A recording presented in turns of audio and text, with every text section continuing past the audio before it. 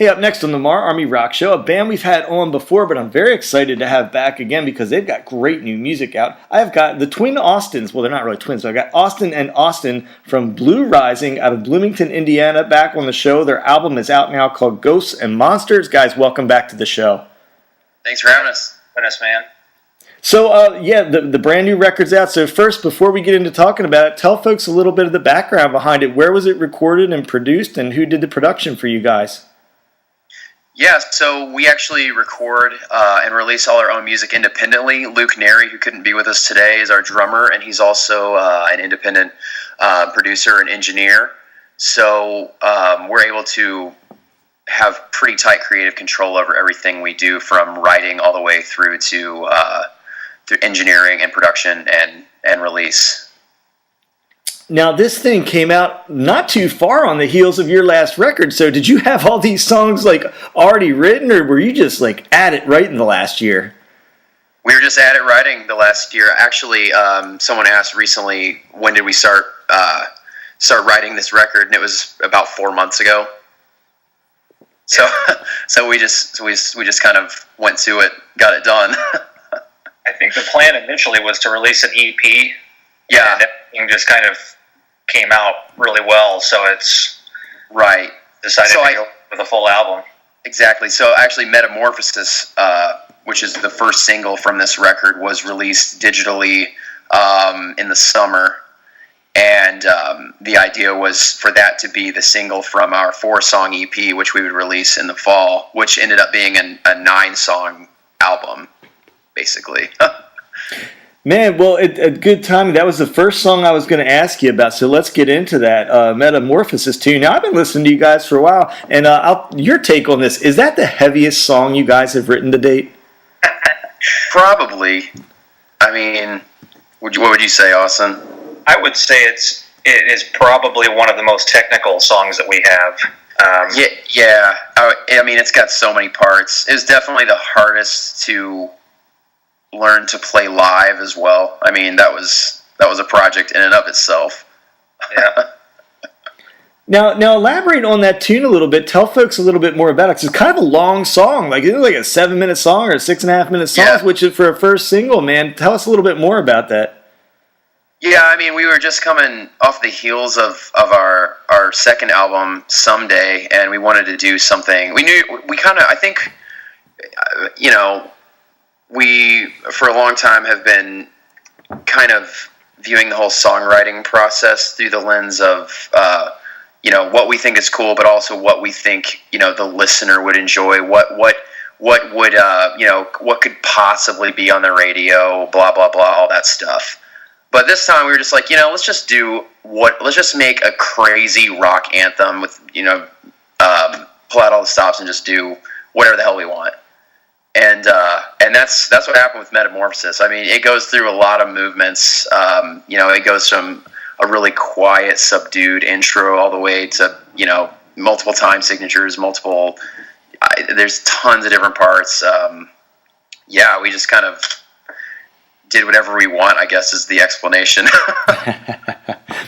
Now, hey, I've got to talk about the tune Ice Cold. I listened to this tune, and it was my favorite tune off the release before I watched the video. And then I saw the video and said, wow. So talk a little bit about both. Tell us about that tune, and then talk about, it's kind of a gut-wrenching video, too.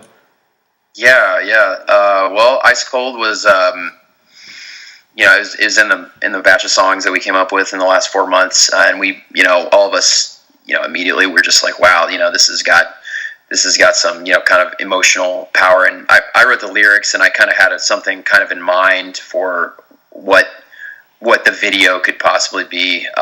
And so you notice that you've probably seen some of our other videos like Holy Wars and Dust. Yeah. But the supplemental video for Ice Cold actually tells, it kind of goes through a narrative. It's the story that goes along with the lyrics, which is something we've not done in the past. But the supplemental video is actually from an award-winning short film called Removed that we purchased a license to edit for our video. So we were really lucky to be able to use that. I think it really helped to kind of bring the lyrics home for that song. Now, I'm going to ask Austin Mudd to reflect on this one, but unfortunately, Austin, I wasn't asking about you, but I want you to talk about your counterpart there because Austin, the vocalist, man, has always really impressed me. But did he up his game for this record? Am I off one here? Or did he just really knock this one out of the park? I was actually I've talked to him about this since we've finished, not necessarily released, but finished the album. I told him up front that I thought that he by far exceeded anything that he's ever done before with this album. Songs like Ice Cold and Supernatural, which is one from the release, just killed it. I thought he did it amazing job. In Supernatural, it's funny you bring that up, is Austin was actually, we jammed on this riff, the main riff, that's the chorus of Supernatural for, I don't know, I mean, we jammed on it several times over the last year, just kind of, and I always really liked the feel, and I from the first time we played it, I had kind of in mind that's sort of, kind of the direction that I went with the lyrics, and it's just kind of some imagery just came out of that one progression, that one riff, and the whole song was born from those jam sessions. It was really funny because he kind of said, I think that I have a really cool idea for this, and I'm just going to run with it, and I don't know if anyone's going to like it or not. And it turned out being my favorite one. That's how that worked out. So. Tell me about this big show you just had. So you did kind of something interesting. You got the physical copies of the album are out now, and tell me a little bit about the VH1 Save the Music Foundation and how this show all came together.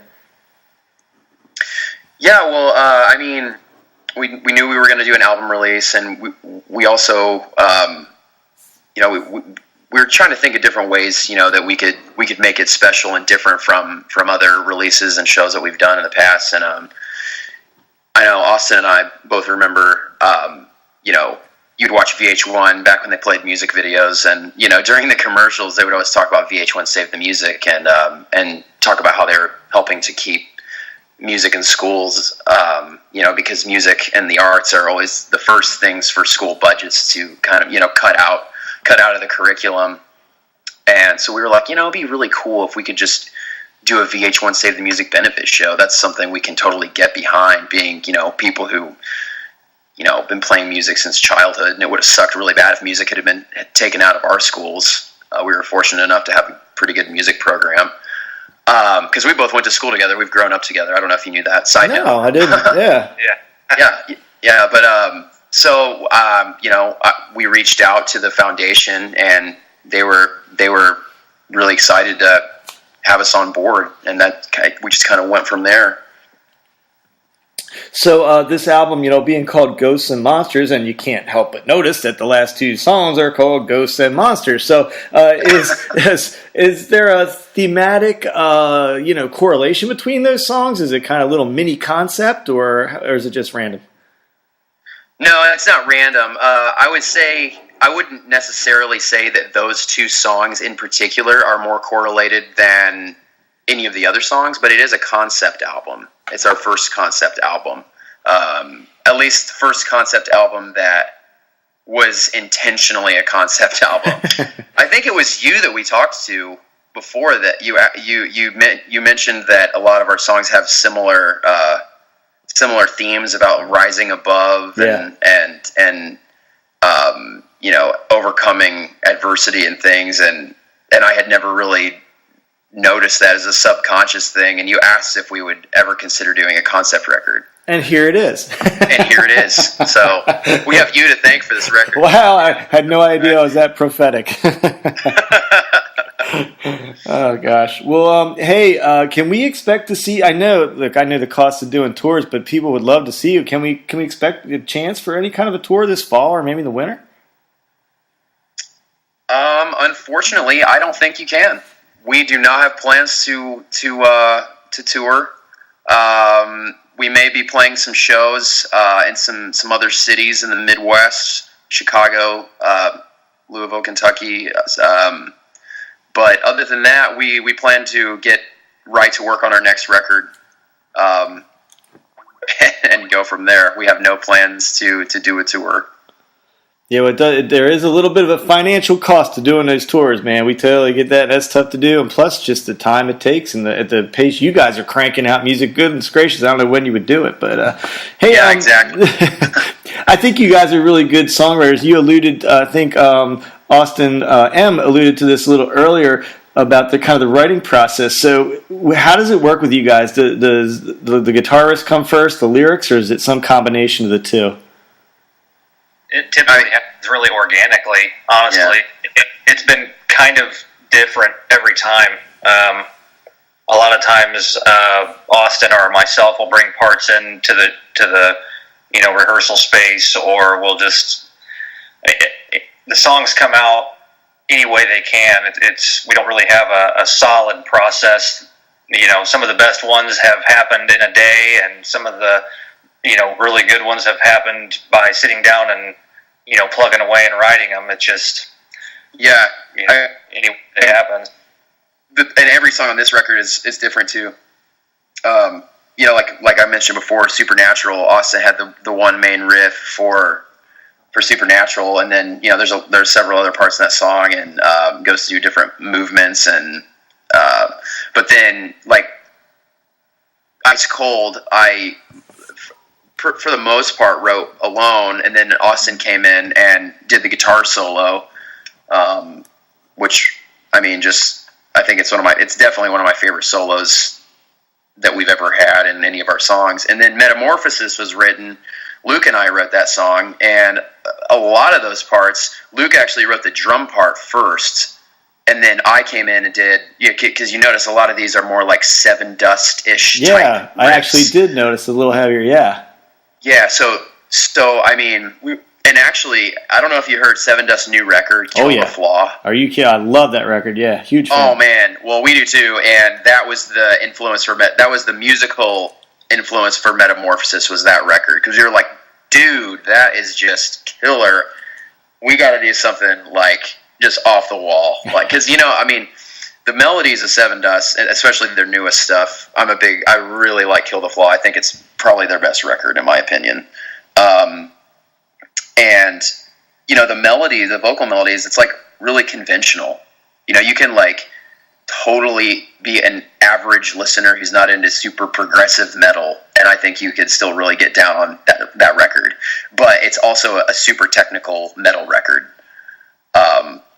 So, when we sat down to do that, Luke and I put our heads together. He came up with a bunch of drum parts, and I kind of just wrote all these different variations of rhythms, and it really made it easier to come up with that mathy approach, coming off of the kick drum, coming off of the drum patterns. I'll tell you, I've had the absolute pleasure of watching Morgan Rose write a song one time, and just they're amazing. So, hey, I got one more question before I let you go. I was sitting here thinking that you guys, you went to school together. Do you remember the first song you wrote together? Like the first song that the two of you collaborated on? How far back does that go? Oh man, well, I know we were trying to write songs almost immediately. We could basically play chords and scales, and we're like, okay, let's write a song. So how old were you? How old were you when that happened? 12, maybe. 13. Yeah, 12 or 13 years old. Do you ever go back and listen to those very first things and just kind of marvel at how far you've come? We probably would if we had any recordings of them. Well, listen. But yeah, we have come a long way, and it's pretty amazing to see, what we're able to produce, especially, this record. We're all really proud of it, and it was done in, it was the fastest record we've ever put together, and it's definitely my favorite record of the Blue Rising material so far. Well, I've given it the day to listen to, and so far I'd have to absolutely agree with you. So the record is called Ghosts and Monsters, and I have got Austin and Austin from Blue Rising. Once again, they're out of Bloomington, Indiana. Right now you can pick up physical copies of that CDs from those guys and the record, and keep an eye out there on their Facebook page, Blue Rising. Guys, thanks so much for being on the show. It's always a pleasure talking to you. Thanks again, man.